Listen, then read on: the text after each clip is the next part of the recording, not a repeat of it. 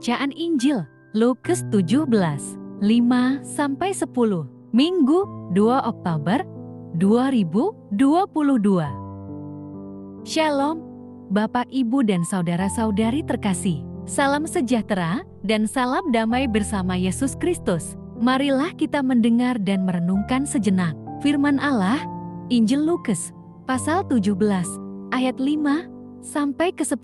Tuan dan hamba, inilah Injil suci menurut Lukas. Lalu kata rasul-rasul itu kepada Tuhan, tambahkanlah iman kami. Jawab Tuhan, kalau sekiranya kamu mempunyai iman sebesar biji sesawi saja, kamu dapat berkata kepada pohon ara ini, terbantunlah engkau dan tertanamlah di dalam laut, dan ia akan taat kepadamu.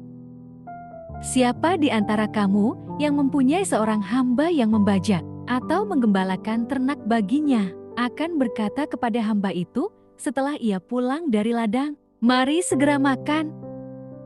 Bukankah sebaliknya ia akan berkata kepada hamba itu, sediakanlah makananku, ikatlah pinggangmu dan layanilah aku sampai selesai aku makan dan minum, dan sesudah itu engkau boleh makan dan minum.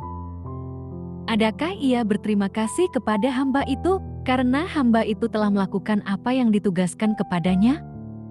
Demikian jugalah kamu, apabila kamu telah melakukan segala sesuatu yang ditugaskan kepadamu, hendaklah kamu berkata, kami adalah hamba-hamba yang tidak berguna. Kami hanya melakukan apa yang kami harus lakukan. Amin. Demikianlah sabda Tuhan. Terpujilah Kristus. Renungan Injil, Yesus datang untuk melayani. Bapak, Ibu, dan saudara-saudari terkasih, Yesus memberikan gambaran seorang hamba yang melayani tuannya. Hamba itu membajak, menggembalakan ternak, bahkan menyediakan makanan dan minuman bagi tuannya. Kita tahu bahwa tugas utama seorang hamba adalah memastikan semua kewajibannya terlaksana. Apapun kondisinya, hamba mesti taat dan patuh terhadap keinginan tuannya.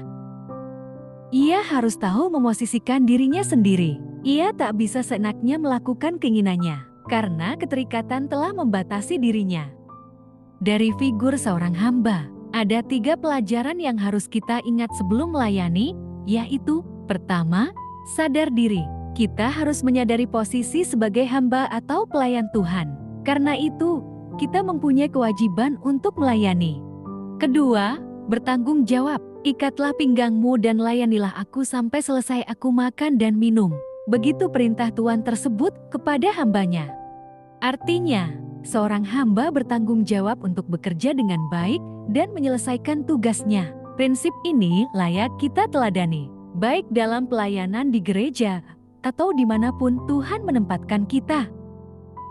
Ketiga, tulus. Ketika melayani orang lain, janganlah kita mengharapkan pujian apalagi imbalan. Seperti seorang budak, semua pekerjaannya tidak mesti mendapatkan pujian. Itu sudah selayaknya. Hanya pekerjaan di luar tugasnya lah yang layak memperoleh pujian khusus. Kita, sebagai para pelayan Tuhan, wajib meneruskan pekerjaannya. Memang, tugas kita untuk melayani sesama tidaklah mudah. Kita pasti akan menemui tantangan dan serangan, baik dari diri sendiri maupun orang lain. Akan tetapi, marilah kita mengingat teladan Yesus ketika membasuh kaki muridnya. Yesus tidak datang untuk memegahkan diri atau dilayani. Sebaliknya, Yesus datang untuk melayani terlebih dahulu. Yesus memberikan contoh agar kita saling melayani dalam kerendahan hati. Bapak, Ibu, dan saudara-saudari terkasih, maukah kita mengikuti teladannya? Siapkah kita merendahkan diri dan bersikap sebagai hamba untuk melayani orang lain? Dengan begitu, kita melayani Dia. Amin. Marilah berdoa. Allah Bapa, sumber pengharapan, Engkau telah mengikat perjanjian dengan semua orang melalui Yesus yang terurapi. Semoga kami selalu berpegang teguh pada Dia dan berkembang menjadi umat yang patuh setia. Dengan pengantaraan Yesus Kristus, Putra-Mu, Tuhan kami yang bersama Dikau, dalam persatuan Roh Kudus, hidup dan berkuasa, Allah sepanjang segala masa. Dalam nama Bapa, Putra, dan Roh Kudus. Amin. Terima kasih sudah mendengarkan dan merenungkan firman Allah. Jangan lupa subscribe dan jangan lupa juga aktifkan loncengnya. Terima kasih, Tuhan Yesus memberkati.